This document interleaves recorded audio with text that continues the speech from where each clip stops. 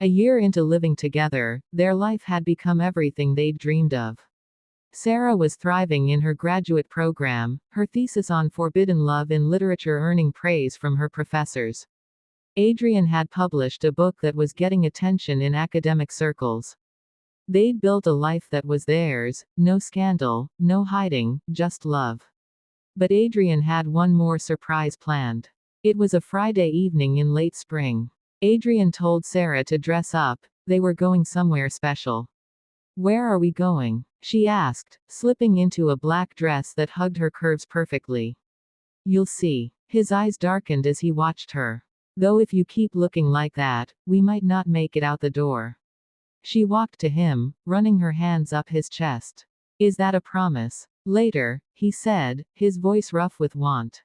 "I have plans for you first."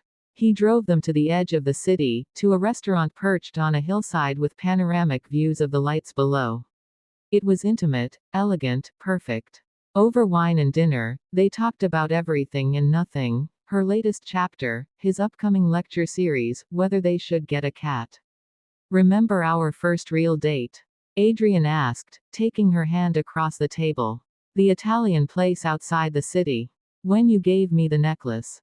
Her fingers touched the key pendant she still wore every day. "I told you then that you'd always have a place with me." He stood, pulling her up. "Come with me." He led her out to a private terrace overlooking the city. The sun was setting, painting the sky in golds and pinks, the city lights beginning to twinkle like stars. "Serafina." He turned to face her, taking both her hands. 3 years ago, you walked into my classroom and turned my entire world upside down. You challenged me, provoked me, made me feel things I'd spent my whole life avoiding. Adrian, let me finish." His smile was tender. "You risked everything for us. Your school, your reputation, your future. You fought for me when it would have been easier to walk away. You loved me when I didn't deserve it." Tears were already forming in her eyes. "I've loved you since the moment you smiled at me in that lecture hall, even though I tried so hard not to. I've loved you through every risk, every scandal, every moment of doubt." He reached into his pocket, pulling out a small velvet box. "And I want to love you for the rest of my life." He dropped to one knee, opening the box to reveal a stunning ring, a deep blue sapphire surrounded by diamonds, unique and breathtaking. "Serafina Winters, will you marry me? Will you let me spend every day proving that forbidden love can have the happiest ending?" Sera was crying now, her hands shaking. "Yes. Yes, 1,000 times yes." He stood, sliding the ring onto her finger, then pulled her into a kiss that was everything: love, promise, future, forever. When they finally broke apart, both were laughing and crying, overwhelmed by the perfection of the moment. "I love you," she whispered against his lips. "So much. I love you more." He kissed her again, softer this time. "Now let's go home. I have plans for my fiancé." The way he said, "fiancé," sent heat rushing through her. "What kind of plans?" "The kind that involve not leaving our bedroom for the rest of the weekend." They barely made it through the apartment door. Adrian had her pressed against the wall the moment it closed, his mouth on hers, hands already working the zipper of her dress. "I've been thinking about this all through dinner," he growled against her throat. "Watching you in this dress, knowing what was coming, trying to be patient." "No more patience," Sera breathed, her fingers working his shirt buttons frantically. "I need you. Now." He lifted her easily, her legs wrapping around his waist as he carried her to their bedroom. They left a trail of clothes behind them, his jacket, her dress, his shirt, her heels. By the time they reached the bed, they were mostly undressed, hands and mouths desperate for each other. "My beautiful fiancé," Adrian murmured, laying her on the bed, his body covering hers. "Do you know how long I've wanted to call you that?" "Show me," she whispered, pulling him down. And he did. His hands worshipped every inch of her, relearning curves he knew by heart but never tired of exploring. His mouth followed, trailing kisses down her neck, across her collarbone, lower. "Adrian," she gasped, her hands fisting in his hair. "Please. I want to take my time with you tonight," he said against her skin.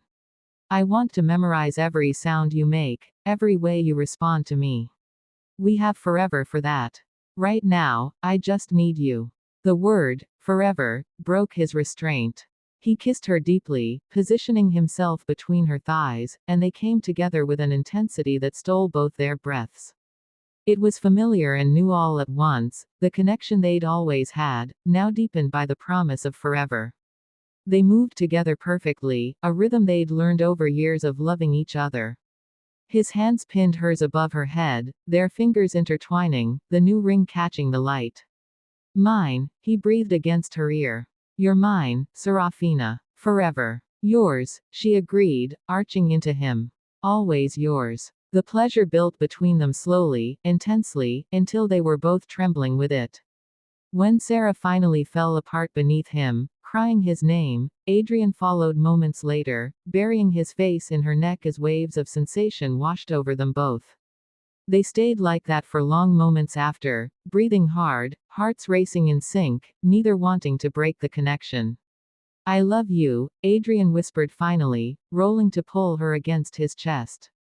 My fiancé. My future wife. My everything. Sera curled into him, her hand with the ring resting over his heart. I love you too. So much it still scares me sometimes. Good scared or bad scared? Good scared. The kind that reminds me how lucky I am. How close we came to losing this. He kissed her forehead, holding her tighter. We're never losing this. I'm not letting you go. Ever. Promise. I promise. Through everything, good days and hard days, scandal and success, for the rest of our lives, I'm yours. They made love twice more that night, each time slower, more tender, celebrating the promise they'd made to each other. The next morning, Sera woke to sunlight streaming through their windows and Adrian's arm wrapped around her waist. She looked at her ring, the sapphire catching the morning light, and smiled. Admiring it. Adrian's voice was sleepy, warm. It's perfect. You're perfect. She turned in his arms. How did you know sapphire? Because emeralds are beautiful but common. You're not common, Sera. You're extraordinary, rare, one in a million. He kissed her softly. Just like this ring. When did you get it? 3 months ago. I've been carrying it everywhere, waiting for the right moment. He traced her jaw. Last night felt perfect. Us, overlooking the city where we built our life. Full circle from where we started.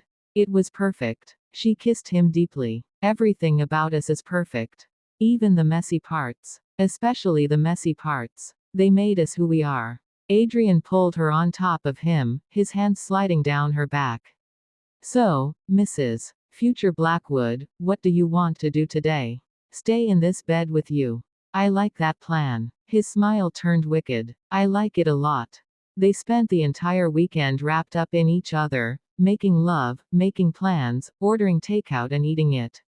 In bed, talking about their wedding, their future, the life they'd continue building together. By Sunday evening, lying tangled in sheets with the city lights twinkling outside their windows, Sera felt complete. We made it, she whispered. We did. Adrian kissed her temple. From that first day in the lecture hall to this moment. Through everything. We made it. No more hiding. No more secrets. Just us. Forever. Forever, he agreed, pulling her closer. And it starts now. They fell asleep wrapped in each other, two people who'd risked everything for love and found that the risk had been worth it all. Forbidden had become forever. And their story was just